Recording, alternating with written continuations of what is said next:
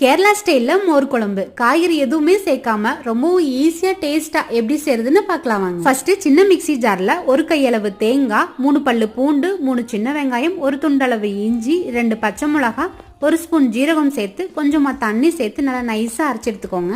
எந்த பாத்திரத்துல மோர் குழம்பு வைக்க போறீங்களோ அதே பாத்திரத்துல அரைச்ச தேங்காய் பேஸ்டையும் சேர்த்துட்டு 1 கப் அளவு தயிரை பெரிய மிக்ஸி ஜார்ல சேர்த்து அரைச்சு மோர் எடுத்துக்கோங்க. இதையும் அதே பாத்திரத்துல சேர்த்து நல்லா மிக்ஸ் பண்ணி விட்டுட்டு குழம்போட திக்னஸ் பார்த்துட்டு தேவையான அளவு தண்ணி ஊத்தி மிக்ஸ் பண்ணிக்கோங்க.